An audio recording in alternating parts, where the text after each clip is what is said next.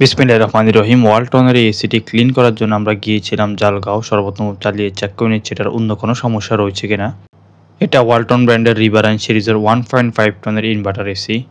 Indoor unit কিছুক্ষণ চলার পরে আউটডোর সেট হচ্ছে লাইন দিতে আউটডোর জিনিস সেটা ঠিকভাবে হচ্ছে কাজ করছে। এসির কুলিং যে কয়েল সেটাতে আমরা দেখতে পাই ভালোই হচ্ছে ময়লা জমেছে। এসি যদি নিয়মিত সার্ভিস না নেন এতে করে কি হয়, এসির যে বিদ্যুৎ বিল সেটা হচ্ছে বেশি আসে। এসির ইনডোর ইউনিটের যে কেসিং সেগুলো হচ্ছে আমরা পর্যায়ক্রমে খুলে নেই, অতঃপর কেসিংয়ের মধ্যে আমরা দেখতে পাই মোটামুটি ভালোই ময়লা জমেছে। এবং কুলিং যে কয়েল অর্থাৎ ইভাপোরেটর যেটি সেটা তো আমরা দেখতে পাই প্রচুর পরিমাণে হচ্ছে ময়লা জমেছে, দেখতে পাচ্ছেন একবারে মোটামুটি ব্লক অবস্থায়। সর্বপ্রথম আমরা সার্ভিস জিকে সেটা লাগিয়ে নেব, তারপরে ইনডোর জিনিস সেটাকে সুন্দরভাবে ক্লিন করে নিব।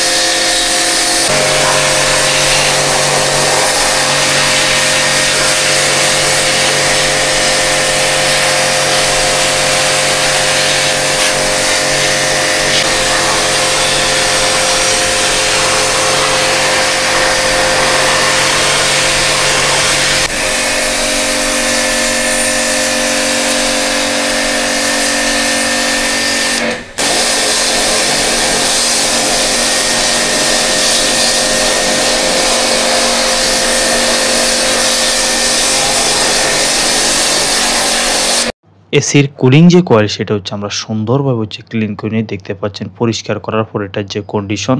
এবং এসির ব্লোয়ার যেটি সেটি হচ্ছে আমরা সুন্দরভাবে হচ্ছে ক্লিন করে নিয়ে সম্পূর্ণ হচ্ছে পরিষ্কার দেখাচ্ছে। এখন আউটডোর সাইডে গিয়ে আউটডোর জিনিস সেটা হচ্ছে আমরা সুন্দরভাবে হচ্ছে ক্লিন করে নিব। এয়ার কন্ডিশনিং সিস্টেমের মেইন যে উপাংশ তার মধ্যে হচ্ছে কম্প্রেসর, কন্ডেন্সার এবং এক্সপ্যানশন যে বাল্ব এটা হচ্ছে আউটডোর সাইডে হচ্ছে অবস্থিত। তা আউটডোর জিনিস সেটার প্রতি যত্নবান হওয়া উচিত।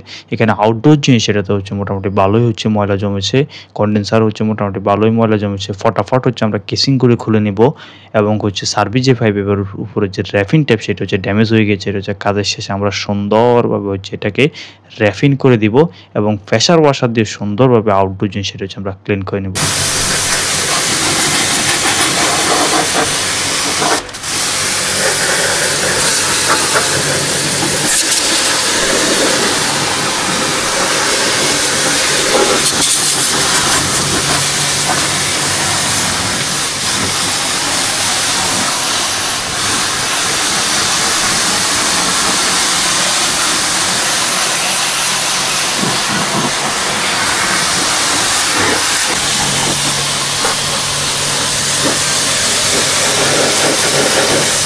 আউটডোর যেটা সেটা হচ্ছে আমরা সুন্দরভাবে হচ্ছে ক্লিন করে নেই, একবারে খুলে ভালোভাবে হচ্ছে আমরা ক্লিন করে নেই।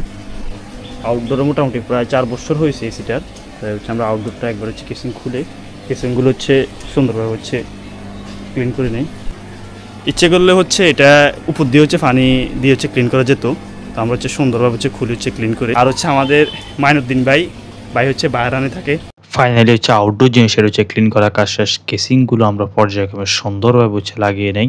এসি রিপেয়ার এবং সার্ভিসিংয়ের সময় গুরুত্বপূর্ণ একটি বিষয় হচ্ছে যে স্ক্রুগুলো খোলা হয় সেগুলো যাতে সঠিকভাবে সংরক্ষণ করা হয়। সার্ভিসিংয়ের পর হচ্ছে সার্ভিস যে পাইপ সেটার উপর আমরা সুন্দরভাবে হচ্ছে র্যাফিং করে নিয়ে দেখতে পাচ্ছেন সার্ভিস পাইপ কিছু পুরো হচ্ছে নতুন দেখাচ্ছে। এসি ক্লিন করার সময় খেয়াল রাখতে হবে পিসিবিতে যাতে কোনোভাবে যাতে পানি প্রবেশ না করে। এখন ভিতরে গিয়ে হচ্ছে আমরা এসির যে কেসিং সেগুলো লাগিয়ে নিচ্ছি। এসি সার্ভিসিং বা রিপেয়ারের সময় একটি বিষয় খেয়াল রাখতে হবে, রুম যে টেম্পারেচার সেন্সর সেটাকে সঠিক স্থানে হচ্ছে সেট করতে হবে।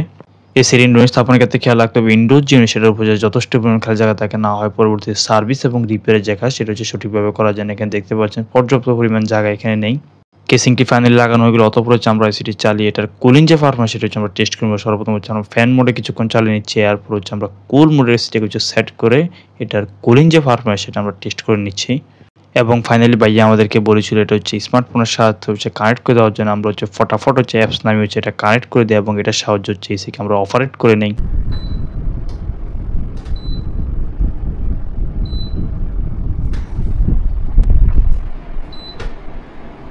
এসি সার্ভিসিং করে যাওয়ার পর নিয়মিত হচ্ছে এসি জিআরপিটা সেটা হচ্ছে পরিষ্কার রাখবেন। বাসা বাড়ির ক্ষেত্রে হচ্ছে মাসে অন্তত 2 বার, আর যদি কম ব্যবহার হয়ে থাকে তাহলে হচ্ছে মাসে অন্তত 1 বার এসি জিআরপি সেটা হচ্ছে পরিষ্কার রাখবেন।